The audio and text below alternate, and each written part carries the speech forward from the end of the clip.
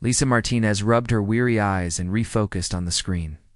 She had been on the night shift at the Cerberus Deep Space Monitoring Station for 3 months now. Most shifts were uneventful. The only sounds were the hum of machinery and the occasional beeps from the communication console. But tonight was different. The signal came at 0347 hours. Initially, Lisa dismissed it as mere space static random noise was common in the void between the stars. But this was distinct. It had structure, a repeating pattern. Leaning in, she adjusted the volume. The sound was haunting unlike anything she had encountered. It reminded her of whale songs interwoven with an eerie electronic melody, ethereal yet melancholic. "Danny, come here," she called out to her colleague, who was nursing his coffee at his station. Danny Kim, a veteran with 20 years of experience on deep space outposts, wandered over, coffee mug in hand. His demeanor was usually unflappable, but his expression changed as he listened. "Where is this coming from?" he asked. Lisa consulted her instruments. "Sector 7, G about 40 light-years out. But look at this," she gestured at the screen. "The computer's analysis says it's not human. Complexity is beyond anything we've seen. Some frequencies are barely detectable with our equipment." Danny placed his mug down, his hands trembling slightly. "Lisa, we need to report this. Now." She was already reaching for the emergency comms link to Earth Command line. She had never used in her 3 years at Cerberus. The connection opened after 2 rings. Earth Command. Night duty officer speaking, came a drowsy voice. "This is Communications Officer Martinez from Cerberus. We've intercepted an unidentified deep space signal. It appears to be non-human. Requesting immediate analysis support."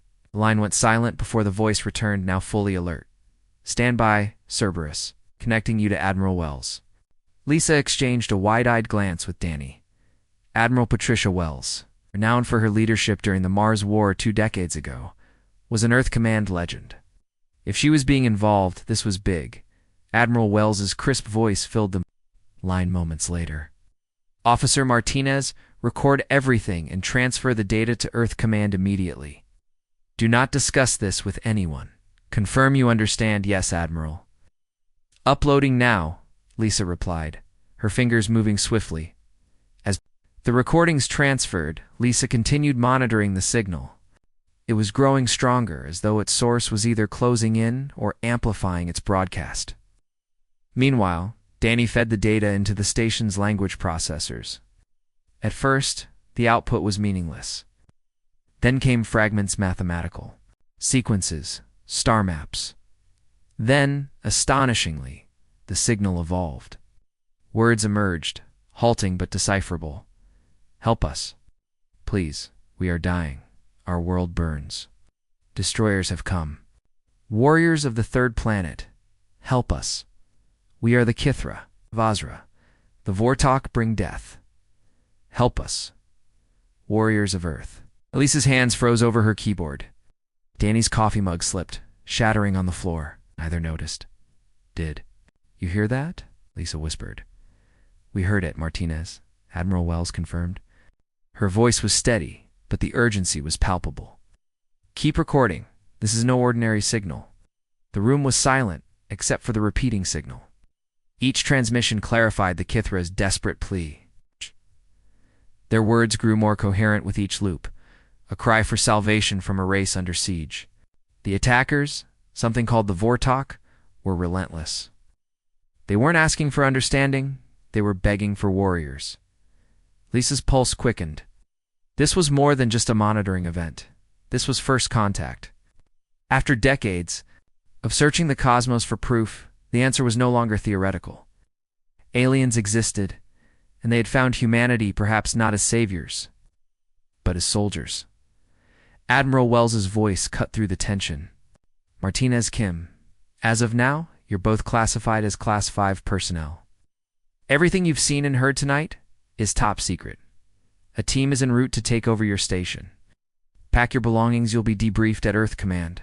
Immediately, Lisa stole one last glance at her monitor. The signal's origin remained fixed to star system 40 light-years away. An alien species was locked in a desperate battle for survival, Somehow, against all odds, they knew of Earth. They knew of its military. They had called for its warriors. The word gnawed at her. Warriors. What exactly did the Kithra mean? And how did they even know humanity existed? The transmission looped again, the plea cutting through the void. Help us, warriors of Earth. Back on Earth, Admiral Wells stood at the heart of the command center at Earth Defense Headquarters. The room pulsed with quiet urgency, illuminated only by the glow of dozens of monitors. Officers worked swiftly at their stations, their faces tense as they exchanged clipped updates. With a steady hand, Wells pressed a red button on her consola. Button she had hoped she'd never use. Its activation initiated Protocol Omega, the most classified directive in human history. Across the solar system, alarms blared. On Mars base, Captain Rick Barnes stirred awake, jolted by the red lights flashing in his quarters. His dream of home of his wife and daughter was abruptly swept away. Years of training snapped into place as he donned his uniform and sprinted toward the briefing room. Barnes commanded the Retribution, one of the Terran Defense Corps' premier battleships. Formed after the Mars War, the TDC was humanity's shield against any threat. Most believed it was built to manage conflicts among humans. The truth was far more profound. It was humanity's line of defense against the unknown.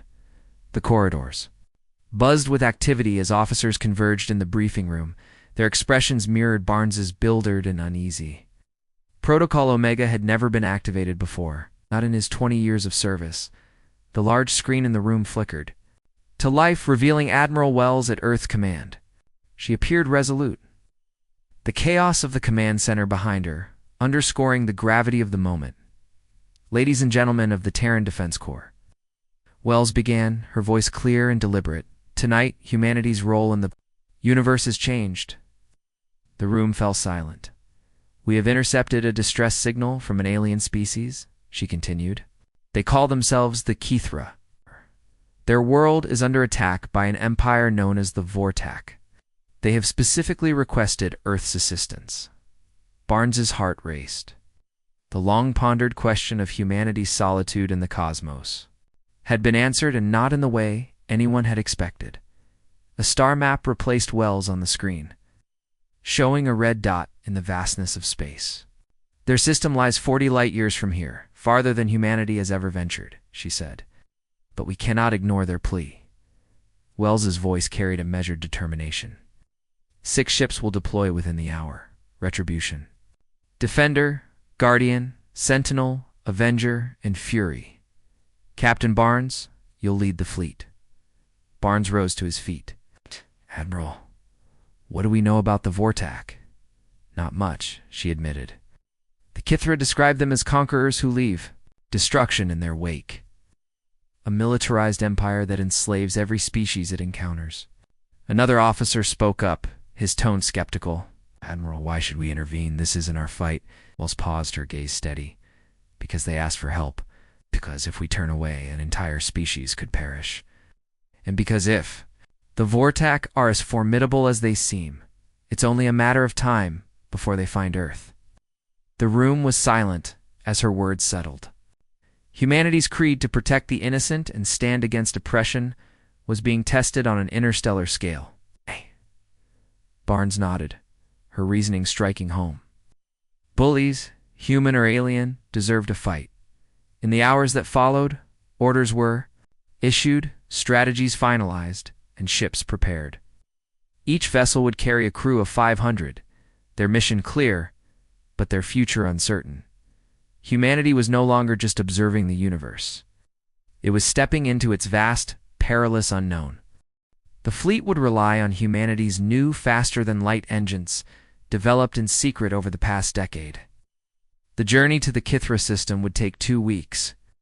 Aboard the Retribution, Chief Engineer Helen Rodriguez was hard at work, meticulously, inspecting every system.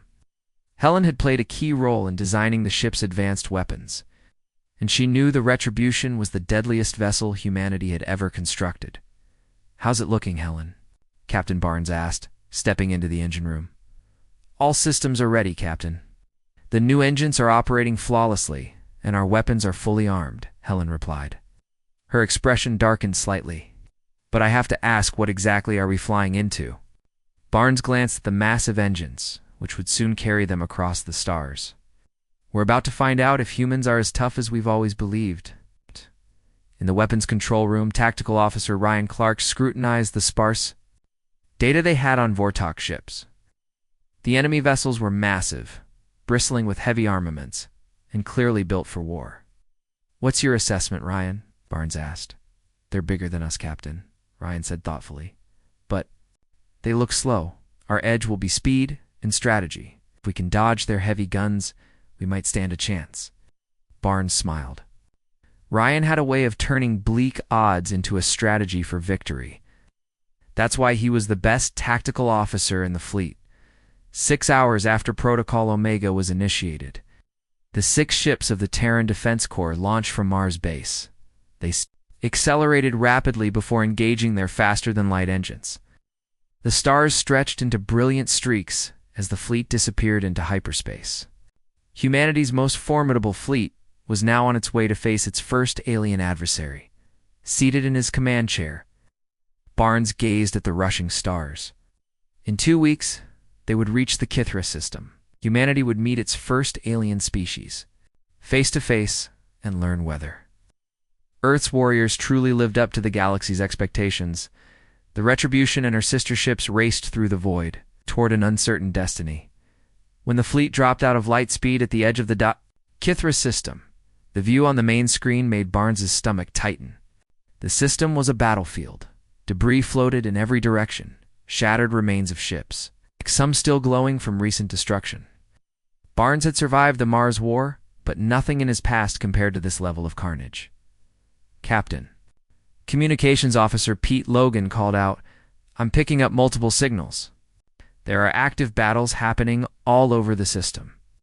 Barnes turned to the main screen, where flashes of light illuminated the 4th planet. Ships were locked in combat, dying as they fought. The Kithra homeworld was under siege.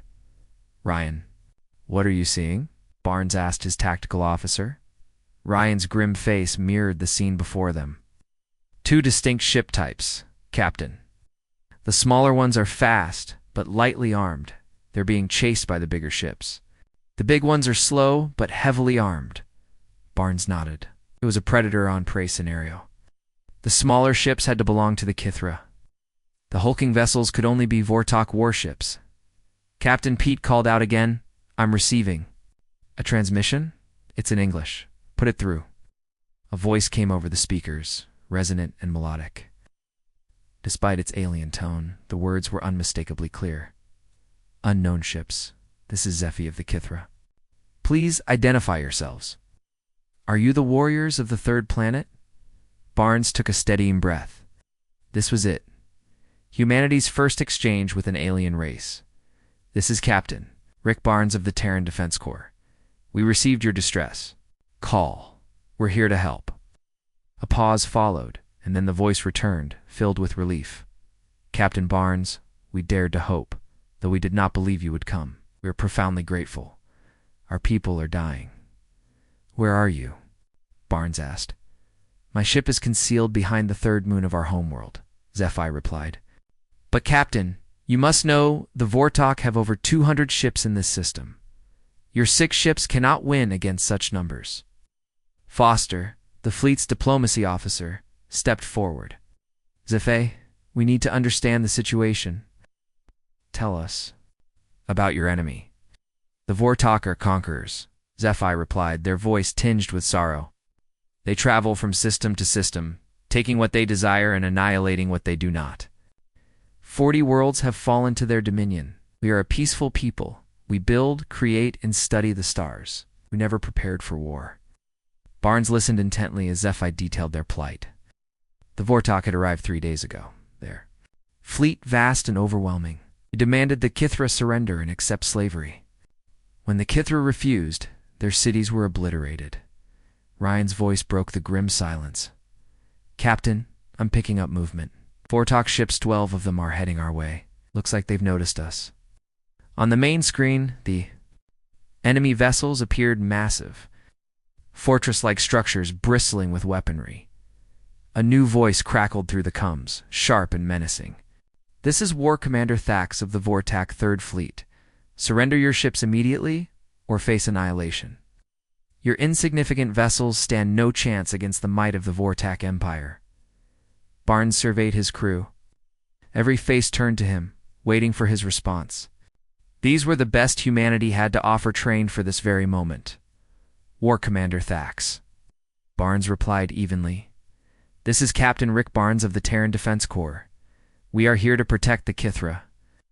If you seek a fight, you'll get one." Thax's laughter was a guttural sneer. "Foolish creatures. We have crushed 100 species. Are merely the next to bow before the Vortak." The transmission ended abruptly as the enemy ships accelerated. "All ships," Barnes commanded over the fleet channel, his voice resolute. "This is it. Show them what humans can do. Stick to your training. Fight smart, fight fast, fight two. Win." The 6 human vessels formed up, their movements precise. They were outnumbered 2-1, but Barnes felt confident. Humanity's ships were faster and more agile, their crews adept at adapting to the chaos of battle. SciFi Barnes called, "Stay hidden and watch. You asked for warriors from the third planet. You'll see why we earned that name." The Vortak fired first, their energy beams slicing through the void. The human ships, however, were already in motion, weaving effortlessly through the deadly barrages. The Retribution surged beneath the enemy formation, while the Defender and Guardian flanked from the sides. Human weaponry, unlike anything the Vortak had faced, unleashed devastating volleys. Missiles with adaptive targeting capabilities zigzagged through space, while rapid-fire lasers hammered enemy shields. Within minutes, 3 Vortak vessels were reduced to debris. "Impossible," Thax's voice erupted over the comms equal. Parts rage and disbelief. "How can such insignificant ships fight so effectively?" Barnes allowed himself a grim smile as another enemy ship exploded. "Because we are Deathworlders, Thax, and you just woke us up." On Thax's bridge, disbelief turned to fury as he watched the battle unfold. Half of his fleet had been destroyed. The human ships moved unpredictably, darting through the chaos with uncanny precision. "How are they doing this?" Thax growled to his officers. "They're using the asteroid field for cover. No civilized species fights in such treacherous conditions." Barnes, aboard the Retribution, observed with satisfaction as his fleet dismantled the Vortak. "Ryan, take us deeper into the asteroid belt. Show them how Deathworlders fight." The human ships plunged into the asteroid field with practiced ease. The Vortak followed but faltered, their movements slow and cautious. They feared the field. The humans did not. Barnes watched as the Defender used a massive asteroid to its advantage, hiding behind the rock until an enemy ship came close. Surged forward, unleashing a point-blank barrage that obliterated the Vortak vessel. "Nicole," Barnes called to his navigation officer. "Can we use that large cluster of asteroids to our advantage?" Nicole studied the display, her sharp mind calculating possibilities. "If we lure them in, the gravitational field will slow them down even more. But one misstep. We'll be crushed too," Nicole cautioned. "Do it," Barnes ordered. The Retribution plunged into the asteroid field, heading straight for the densest cluster of rocks. Oh. The remaining Vortak ships pursued, their massive weapons firing relentlessly. But the human vessels danced through the chaos with precision. They had trained for battles in treacherous environments like this. On the Vortak flagship, War Commander Thax watched in dismay as another of his ships collided with an asteroid. The humans were using the terrain as a weapon, skillfully maneuvering the floating rocks into the paths of Vortak vessels. "Sir," an officer ventured, "perhaps we should retreat and call for reinforcements." "Retreat?" Thax bellowed. "The Vortak Empire does not retreat from inferior species. Follow them into the asteroid field and destroy them." But the Vortak ships were too cumbersome for the asteroid belt. They scraped against rocks, became trapped, and even collided with each other. The human fleet, meanwhile, moved like predators, agile and fearless. "Guardian," Sentinel Barnes called to the fleet, "prepare for ramming speed." The plan was audacious. The Guardian and Sentinel accelerated, heading directly for 2 enemy vessels. At the last possible moment, they unleashed their full firepower and rammed into the Vortok ships. Both enemy vessels erupted in fiery explosions. The human ships emerged, battered but intact. Boarding teams, repair crews, Barnes commanded, "Get to work." Major Kevin Thompson, "Take your Marines to that damaged Vortok ship. Secure prisoners and intelligence." Major Thompson, anticipating the order, led a squad of 50 Marines in armored suits across the void to the crippled enemy vessel. They breached the hull and swept inside, encountering fierce resistance.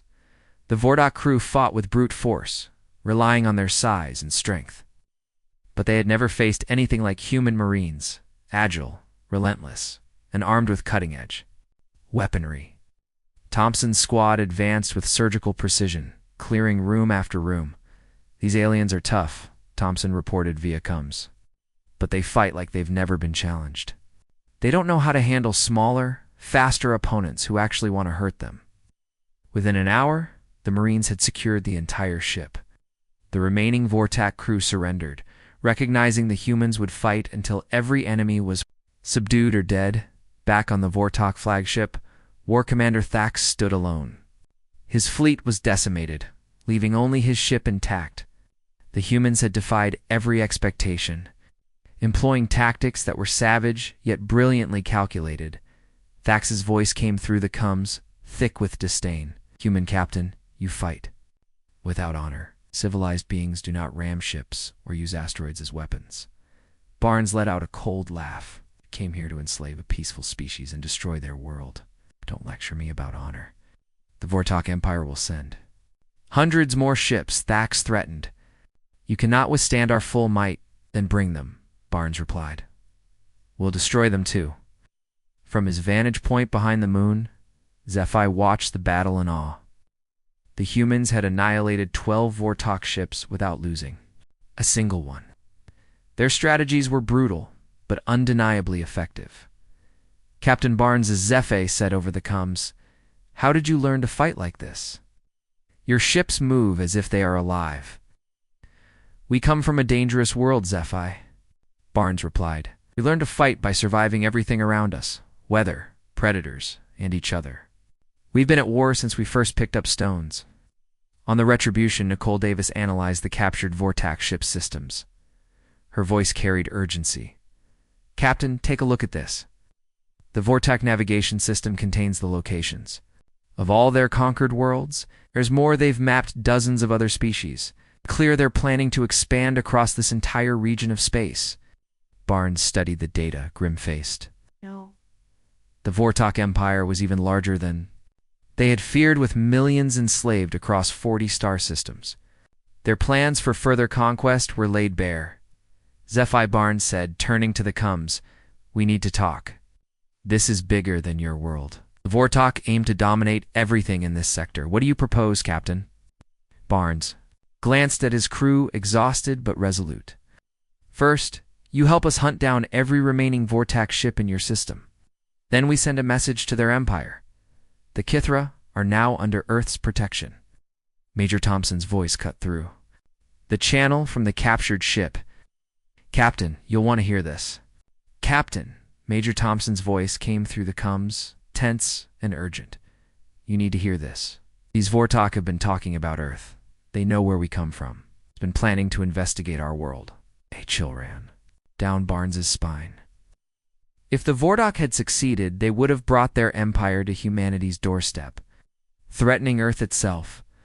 "All ships," Barnes announced across the fleet channel, his voice resolute. "New mission. We are no longer just protecting the Kithro, we are protecting Earth. Every Vortok ship in this system must be destroyed. Leave no survivors to report back to their empire." The hunt began. The 6 human ships spread across the Kithra system, systematically hunting down and destroying every Vortek vessel. Mercy was a luxury they couldn't afford. Prisoners were taken only for intelligence. The galaxy would learn what happened when Earth's allies were threatened. News of humanity's victory spread faster than anyone could have anticipated. On the Vortok homeworld, Supreme Commander Korax received reports that sent a shiver of dread through him. Entire battle group destroyed by just 6 ships from a previously unknown species called humans. Impossible. Kurok snarled at his aide. Thax commanded 12 heavy cruisers. How could he lose to such a small force? The aide, trembling, replied, "Sir, the survivors say these humans fight like nothing we've ever seen. They use tactics no civilized species would attempt. They seem to thrive on combat." Korax examined the battle reports. The humans had used ramming maneuvers, weaponized asteroid fields, and savage boarding tactics. These were not the strategies of a peaceful species. Back in the Kithra system, Captain Barnes studied the data retrieved from the captured Vortok ship. Dr. Paul Wright, the fleet scientist, had been analyzing Vortok technology for 3 days. Captain Paul reported, "I think I understand why the Vortok have been so successful. They rely entirely on overwhelming force. Every species they've conquered was either peaceful or technologically primitive. They've never faced an opponent that fights back like we do." Barnes nodded. "They're bullies," he said. "It's bullies who've gotten used to easy victories. They don't know what to do when someone punches back." Paul added, "Their records showed detailed files on 43 conquered species. Of them surrendered after losing 1 or 2 battles. They've never encountered a species that grows more dangerous when attacked." Barnes smirked grimly. Humans were different.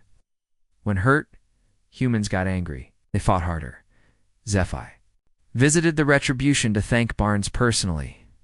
The Kithra leader, tall and silver-skinned, moved with the grace of a dancer. Captain Barnes SciFi said, "My people owe you a debt we can never repay. We've never seen such courage. But we must ask why. Did you come so far to help?" "Strangers."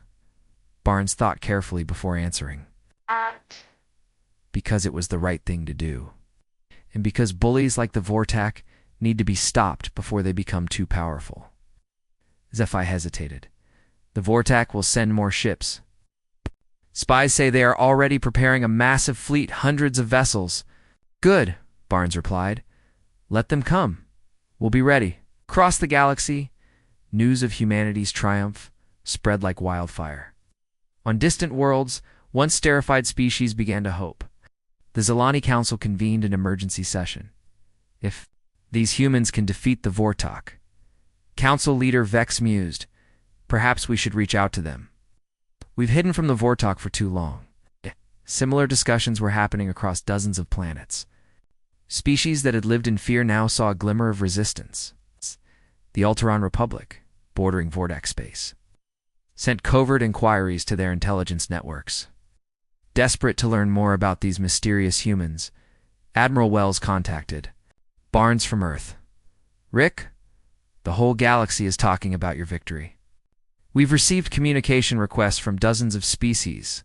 Some want trade, others military alliances, and many just want to know if the stories about you are true." "What stories, Admiral? That humans are Deathworlders who live on a planet so harsh it forged the ultimate warriors, that you fight for the thrill of combat, that you never retreat and never surrender." Barnes chuckled. "Well, the part about never retreating is true. As for the rest, I guess we'll see." Over the following week, the human fleet worked tirelessly with the Kithra to repair their damaged world. The Kithra marveled at human engineering prowess. In just 7 days, humanity helped rebuild 3 cities and repair 2 space stations. "Your people are not just warriors," SciFi observed. "You build as well as you destroy." "We have to," Barnes replied. "We break so much, we got good at fixing things." The Kithra began sharing their advanced peaceful technologies with humanity, opening the door to a new alliance. Medical equipment and advanced energy systems were among the gifts the Kithra shared with humanity. In return, the humans taught them how to construct defensive weapons. "We do not want to become a warlike species," SciFi explained. "But we see now that peace sometimes requires strength to protect it." Barnes nodded. "The goal isn't to love war, SciFi. The goal is to be so skilled at it that your enemies think twice before challenging you." Their conversation was interrupted by Pete Logan's voice from the CUM station. "Captain, we're receiving a message from deep space. It's from the Vortak Empire." "Put it through," Barnes said. The voice that crackled through the speakers was icy and laced with contempt. Humans of Earth. I am Supreme Commander Kurax of the Vortak Empire. You have meddled in our conquest of the Kithra system. This affront will not go unanswered. Barnes stepped forward. Supreme Commander, this is Captain Barnes. The Kithra are under Earth's protection. Any attack on them will be seen as an attack on humanity. Foolish creatures, Korak sneered. You defeated a single battle group and think yourselves mighty. We are dispatching 300 ships to crush you and the Kithra. When we're done, we'll find your homeworld and reduce it to ash. The transmission ended abruptly. Barnes turned to his crew, gauging their reactions. No one looked afraid. If anything, they looked eager. Well, Barnes said dryly, it seems we're about to have a real fight. Dr. Paul Wright, listening nearby, spoke up. Captain, 300 ships is a daunting number, even for us. Paul Barnes replied, You told me something important about the Vortak. They rely on overwhelming force because they've never encountered real resistance. Sending 300 ships isn't strategize's habit. And we're not like their usual victims. Barnes activated the fleet-wide comms. All captains, prepare for the largest space battle in human history. The Vortak believe numbers win wars. Let's show them why quality beats quantity. Across the system, the 6 human ships readied themselves for the impending clash. They were outnumbered 51, but numbers weren't everything. They had superior tactics, unparalleled training, and a cause worth fighting for. Their friends. In their home world. Those advantages made them deadlier than any weapon. When the Vortak Armada arrived, it was a terrifying sight. 300 colossal warships dropped out of light speed at the system's edge, forming an unbroken wall of death. Each vessel bristled with weaponry and thick armor plating. Supreme Commander Korax, aboard his flagship Iron Fist, surveyed the scene with satisfaction. On the Retribution, Captain Barnes watched the enemy fleet on the main screen. It was a staggering display of power. The Vortak vessels stretched across space like a dark tidal wave. Sensors confirm over 300 ships. Captain Ryan Clark reported quietly, They outgun us by an unthinkable margin.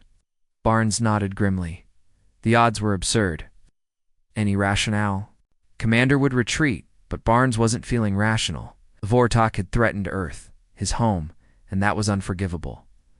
All ships, Barnes said over the fleet comms, his voice steady, spread into hunting formation. We're not engaging them head-on. Make them chase us through their own lines. The human fleet scattered. The Retribution plunged into the asteroid belt, weaving through its jagged terrain. The Defender and Guardian darted toward the gas giant's moons, using the dense gravitational field for cover. The Sentinel, Avenger, and Fury maneuvered into positions among the debris from earlier battles, ready to strike from the shadows. On the Iron Fist, Korax watched the human fleet disperse. He threw back his head and laughed. Look at them scatter. So much for their reputation as Deathworlders. They're cowards, after all. Korax sneered. All ships pursue and destroy. Show no mercy. The Vortak fleet fragmented, each group rushing to chase the human vessels. It was exactly what Barnes had hoped for. Fighting 300 ships at once was suicide. Fighting 50 ships at a time is just a challenge. Ryan Barnes called to his tactical officer. Remember that Mars War. How'd we beat the rebel fleet when they outnumbered us? Ryan grinned. We made them angry, Captain. Then we used their rage to make them stupid. The Retribution plunged deeper into the asteroid field, a trail of 50 Vortak ships in pursuit. Barnes opened a channel to Korax. Korax, you must be getting old sending children to fight your battles for you. Korax's enraged roar echoed through the speakers. Destroy that ship. Bring me the human captain alive so I can kill him slowly. The Vortak ships charged after the Retribution, firing wildly. Their blasts missed, shattering asteroids instead, and creating clouds of deadly debris. Barnes expertly led them into the densest part of the field. The bulky Vortak ships struggled to navigate. 3 crashed into asteroids, and 2 collided with each other. The rest were forced to slow down. That's when the Retribution turned and struck. Moving like a predator among prey, the human ship disabled 5 Vortak vessels before they even realized what was happening. Across the system, the other human ships employed similar tactics. The Defender lured enemies into the gas giant's gravity well, where the immense pull dragged Vortok ships off course. The nimble human vessel danced around them, striking with precision. On the Retribution, communications specialist Julie Henderson monitored enemy transmissions. "Captain," Julie reported, "the Vortak commanders are panicking. They're not used to losing ships. Some are even asking Corax for permission to retreat." Barnes smirked. "Good. Fear makes people sloppy. Ryan, prepare the special missiles." These missiles, a human invention, were a marvel of technologists, small, fast, and almost alive. Each could think for itself, adjusting its trajectory mid-flight. The Retribution launched all 20 special missiles simultaneously. The Vortok ships tried to intercept them, but the missiles weaved effortlessly through defensive fire. Each found its target, striking engines, weapons, command centers. 15 Vortak ships were left dead in space within minutes. Impossible. Corax's voice shrieked over the comms. "How can 6 ships cause this much damage?" "'Cause we're not just 6 ships," Barnes replied coldly. "We're Earth, and Earth protects its friends." The battle raged for hours. The human fleet hit and ran, turning the system's terrain into a weapon. They hid behind planets, used moons as shields, and turned space debris into deadly projectiles. Slowly but surely, the Vortok fleet crumbled. Ships that had once conquered dozens of worlds were being dismantled by 6 vessels from a single distant planet. During the chaos, Nicole Davis, the Retribution's navigation officer, made a critical discovery. "Captain," Nicole called out, "I've been analyzing their movements." "The Vortok have a weakness," Nicole Davis announced. "They always attack in straight lines. They can't adapt when we shift tactics." Barnes nodded thoughtfully. "They've relied on overwhelming force for so long they've forgotten how to actually fight." Supreme Commander Corax was growing desperate. Half his fleet was gone, and the humans showed no signs of slowing. He opened a fleet-wide transmission. "All vessels ram the human ships. If we can't outfight them, we'll crush them through sacrifice." The desperation tactic failed. The human ships were too fast and too smart, weaving through the chaos. With precision, Vortak formations crumbled further, leaving them vulnerable to more attacks.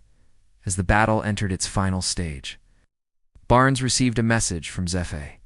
The Kithra leader's voice trembled with awe. "Captain Barnes, we are monitoring the battle from our base. What you've done is beyond belief. 6 ships have destroyed over 200 Vortok vessels. How is this possible?" Barnes glanced at his tired but resolute crew. They had been fighting for 12 hours without rest and still stood ready. Zephe sees humans have a saying, "It's not the size of the dog in the fight, it's the size of the fight in the dog."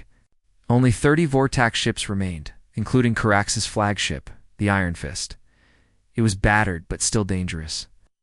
Barnes opened one last channel to the Vortak commander. "Coraxes, you brought 300 ships to destroy a peaceful species. Now you have 30 left. Take them and leave. Don't come back." Corax's response dripped with rage and fear. "This is not over, human. The Vortak Empire has thousands of ships. We will return." Barnes replied calmly, "Then we'll destroy them." The remaining Vortak ships retreated, disappearing into light speed. The once mighty empire had learned a hard truth. Earth's warriors did not know how to lose. For the first time in 3 days, the Kithra system fell silent. "Damage report," Barnes called out. Chief Engineer Helen Rodriguez scanned her screens. "Hull damage on decks 6 and 7. We lost 2 missile tubes, and 1 engine's running at half power, but we're still combat ready." Against a fleet of 300, such losses were miraculous. "Captain," Communications Officer Pete Logan said, "we're receiving messages from all over the galaxy. Species that have never contacted each other are asking about us." The galaxies watching. On the main screen, dozens of communication requests waited. The Alteron Republic, Zalani Trade Federation, the Coraline Collective, and others. News of the battle was spreading faster than light. The Kithra emerged from hiding, their leader appearing on the screen. Zephy's wide eyes reflected awe. "Captain Barnes, What you have done will be remembered for 1,000 years. You saved not just our world, but every peaceful species in this region. Barnes stood. Zephe, your intelligence on Vortok tactics and locations made our victory possible, but you're right, we did the fighting. 6 ships against 300 math doesn't account for human stubbornness. Dr. Paul Wright arrived with a report. Captain Vortok technology is less advanced than we assumed. They've been winning through fear, not superiority. When they finally faced real resistance, they crumbled. Barnes frowned. The Vortak Empire had built its reign by bullying those who couldn't fight back. Now the galaxy would know the difference. A new voice chimed through the comms. Human vessels, this is Admiral Vex of the Alteron Republic. We request permission to enter the system. Barnes glanced at Zephi, who nodded. Permission granted, Admiral. Approach slowly, this system's had enough fighting. 3 sleek silver and blue ships entered the system. Admiral Vex, her blue skin and white hair striking, appeared on the screen. Captain Barnes, the Alteron Republic offers humanity friendship. Your victory gives us hope. Together, we can liberate those enslaved by the Vortok. Barnes replied cautiously. We'll need to discuss this with Earth's command. Humanity is new to galactic politics. Over the next hours, more alien ships arrived. Species offering alliances, trade agreements, and scientific exchanges flocked to meet the humans who defeated the Vortok Empire. Barnes opened a secure. Channel 2, Admiral Wells. Admiral, we've won the battle, but we've started something much bigger. Admiral Wells's face was calm but serious. Eric, the galaxy is knocking at our door. Return to Earth. We need to plan for what comes next. Before leaving, Barnes addressed Zephe one last time. The Kithra Council offers humanity a permanent alliance, Zephi declared. Our worlds will stand together, and our technology is yours.